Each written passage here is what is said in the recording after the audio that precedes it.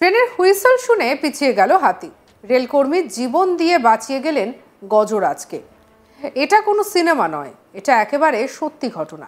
মানে ভাবতে পারেন, রেলকর্মী নিজের প্রাণ দিয়ে বাঁচিয়ে গেলেন হাতিকে। ট্রেনের ধাক্কা খেয়ে হাতি মৃত্যুকে একেবারে ঠেকাতে রেলের তরফে হাতি করিডোরে বসানো হচ্ছিল বিশেষ সিস্টেম। বৃহস্পতিবার উত্তরবঙ্গের রাজা ভাতখাওয়া এলাকায় সেই মহড়া চলাকালীন ঘটে গেল বিপত্তি। ট্রেনের হুইসেল শুনে চমকে উঠে একটি হাতিটি পিছিয়ে যেতেই তার পায়ের আঘাতে মৃত্যু হলো রেলকর্মীর। তাকে উদ্ধার করে হাসপাতালে নিয়ে গেলে চিকিৎসকরা তাকে মৃত বলে ঘোষণা করেন। আর এই ঘটনার পর আর কাজ হয়নি সেখানে। এমনই মর্মান্তিক ঘটনায় একেবারে শোকাহত সকলে।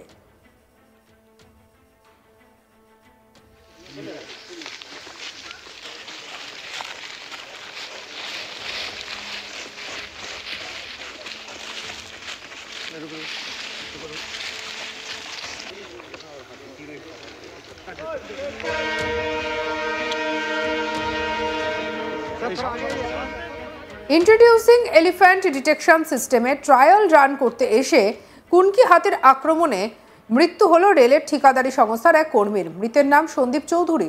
বৃহস্পতিবার এই ঘটনা আলিপুরদুয়ার ডিভিশনের রাজা ভাতখাওয়া রেলওয়ে স্টেশনের কাছে ঘটে। ঘটনাটির সময় সামনেই একেবারে উপস্থিত ছিলেন উত্তর পূর্ব সীমান্তে রেলের জেনারেল ম্যানেজার চেতন কুমার শ্রীবাস্তব। রেলের অন্যান্য আধিকারিকরাও সেখানে উপস্থিত ছিলেন।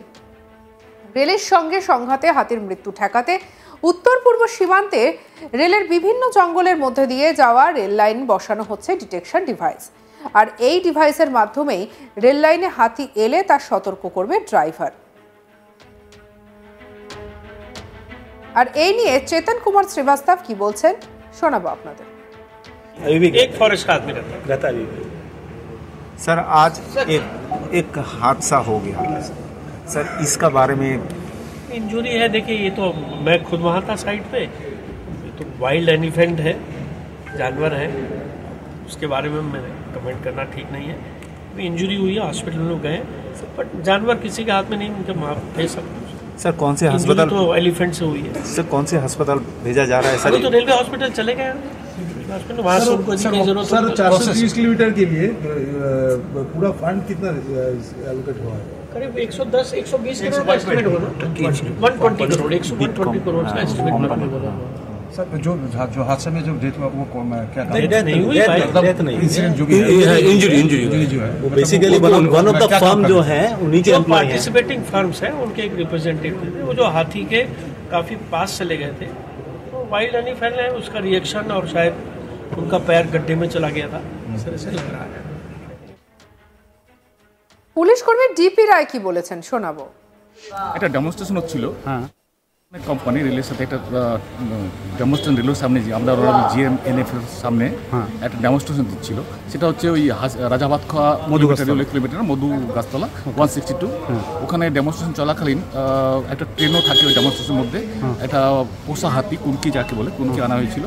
তো এই ভদ্রলোকের নাম হচ্ছে colonel Sandeep Chaudhary, retired, Noida best company, Noida residence Noida. তো উনি ওই ডেমনস্ট্রেশন দিচ্ছিলেন। হাতিটা যখন ব্যাক করে ক্রাশ হয়ে যায়, ডেট অ্যাডভান্স, ওনাকে নিয়ে আসা আলিপুরদুয়ার সিভিল হসপিটালে। সেখানে উনি ডক্টর আচ্ছা জিএম ভিজিট চলছে। হ্যাঁ, জিএম ভিজিট চলছে তখন ওনাকে ওখানে জিএম ছিল, অন্যান্য আরো হায়ার অফিসাররাও ছিলেন।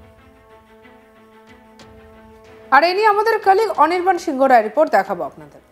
এবার কুনকি হাতির তাণ্ডব, এবং সেই কুনকি হাতির তাণ্ডবে মৃত্যু হলো এক রেলকর্মীর, এবং সেই ঠিকাদার রেলকর্মী, যে রেলকর্মী নাম সন্দীপ চৌধুরী, তিনি গিয়েছিলেন এলিফ্যান্ট ডিটেক্টিং ডিভাইস, সেই এলিফ্যান্ট ডিটেক্টিং ডিভাইস রেল লাইনের ওপর বসানোর যে কাজ, সেই কাজের প্রক্রিয়া চলছিল।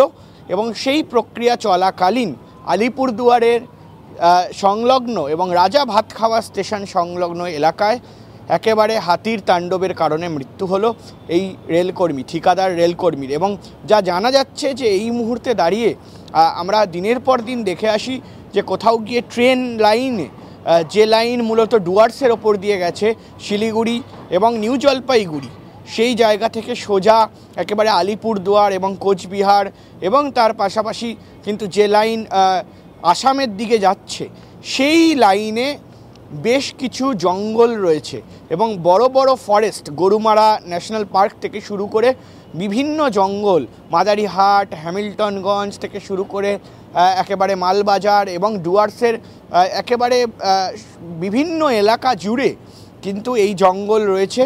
এবং সেই জঙ্গল, পাহাড় সংলগ্ন যে জঙ্গল, সেই জঙ্গলে মূলত হাতি বসবাস করে এবং সেখানেই কিন্তু বারে বারে আমরা দেখি যে হাতি যখন ক্রস করে, রেল লাইন যখন পারাপার করেন তারা, তখন কিন্তু ট্রেনের ধাক্কায় অনেক হাতি আহত হন এবং তার পাশাপাশি হাতির মৃত্যু ঘটে। কিন্তু এবার রেলের তরফ থেকে একটি কার্যকরী ভূমিকা নেওয়া হলেও ফের একবার রেলকর্মীর মৃত্যু হলো। কারণ রেলের তরফ থেকে যে ভূমিকা নেওয়া হয়েছিল যে ইন্ট্রোডিউসিং এলিফ্যান্ট ডিটেকটিভ ডিভাইস, যে ডিভাইস বসানো হচ্ছিল গোটা যে ডুয়ার্স এলাকায় এবং আলিপুরদুয়ার পর্যন্ত যে ট্রেন লাইন রয়েছে, সেই ট্রেন লাইনে এই ডিটেক্টিং ডিভাইস বসানোর কাজ চলছিল। মূলত সেই কাজ চলাকালীন কিন্তু কেন চালানো হয়েছে সেই কাজ, কারণ যাতে কোনো রকমভাবে হাতিরা আহত বা কোনো হাতির মৃত্যু যাতে না হয়, কোনো বন্য প্রাণী যাতে ক্ষয়ক্ষতি না হয়। ফলে সেখানে কিন্তু একেবারে কুনকি হাতি নিয়ে আসা হয় এবং সেই হাতি এনে টেস্টিং চলছিল।